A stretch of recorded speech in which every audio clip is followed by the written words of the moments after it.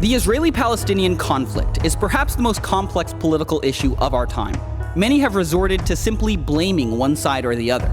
But if we take the time to understand the history and correct our misconceptions, a potential path forward for the Palestinians begins to emerge. So let's start by trying to get the story straight and clear up 10 of the biggest misconceptions out there. Misconception number 1. Israel illegally stole land from the Palestinians. In 1947, the UN voted to give land to both the Jews and the Palestinians. The Jews accepted their partition and legally formed the State of Israel. The Palestinians rejected their partition and attacked. Even after losing the war, the Arabs still had most of the land from the UN ruling. Which leads us to misconception number 2. The surrounding Arab nations actually want to create a Palestinian state. So after the war, the West Bank and Gaza were controlled by Jordan and Egypt for 19 years. During that span, those governments never established a Palestinian state. Instead, they kept the land for their own use. Misconception number 3. The Arab nations want to solve the refugee crisis. Palestinians have settled in Arab nations throughout the Middle East. These nations could solve the crisis immediately by granting refugees equal rights, but instead, they refuse to let them vote, own land, or even study in public schools. Ironically, the only country to grant them full citizenship rights is Israel, which absorbed 156,000 Arabs after the 1948 war, and even today, Arabs hold seats in the Israeli government and Supreme Court. Misconception number 4.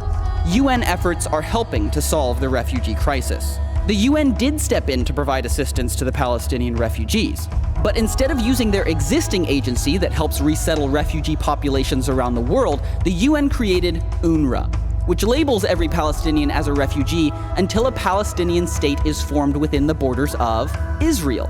This makes it more difficult for Palestinians to thrive in their host countries and locks them into perpetual refugee status, passing it on to their children, grandchildren, and great-grandchildren, swelling the refugee population from 500,000 in 1949 to nearly 5 million today.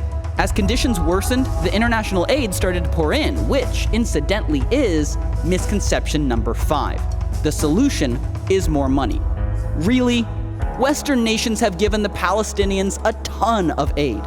Even taking inflation into account, they've been given 25 times more money per person than Europe was given to rebuild after World War II. Where's the stable economy? Where's the improved infrastructure? That money sure could have helped, but it was given to some leaders who had a different agenda, which brings us headlong into misconception number 6. Forming a state is the primary goal of top Palestinian leaders. All of this international aid did go to help ease one man's suffering, Yasser Arafat. After his death, accountants hired by Arafat's own family discovered secret investments worth more than $1 billion. That income stream would be threatened if a new state was formed, which gives leaders like Arafat, or Mahmoud Abbas for that matter, a billion-plus reasons to never actually sign a peace treaty. Which leads us to misconception number 7. Israel has a true peace partner. In the year 2000, desperate for a resolution, the Israelis elected Prime Minister Ehud Barak with a mandate to make peace with the Palestinians. Barak offered Yasser Arafat 94% of the land he demanded, except Jerusalem. Arafat flatly refused. President Clinton blamed the failure of the best chance at peace in 60 years squarely on Yasser Arafat. Which brings up perhaps the most common misconception of all. Number 8. Israel just needs to give up land for peace. The last time Israel tried this was in 2005. They forced thousands of Jewish settlers out of Gaza, and in exchange, the Palestinian leaders promised peace. But when the Israelis moved out, the Palestinians voted Hamas in. Yep, they elected a terrorist organization who, since taking power, has fired more than 10,000 rockets into Israel. Surprised? Then you've probably bought into misconception number 9. Most Palestinians want a lasting peace with Israel. Some Palestinians do, but they are a minority. For 60 years, Palestinian educational leaders have fed their children a steady diet of hate, idolizing suicide bombers and celebrating death right in the classroom. And finally, misconception number 10. Giving the Palestinians a state now is the only solution to their suffering.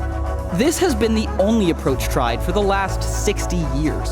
But these are people we're talking about, and waiting until they have a state to give them equal rights has only made things worse.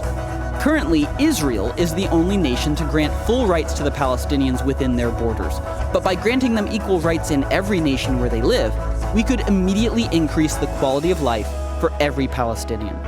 Let's be honest, these misconceptions have concealed potential solutions. When we take time to clear up confusion and face reality, we begin to uncover the truth. And that's when real progress towards justice can begin.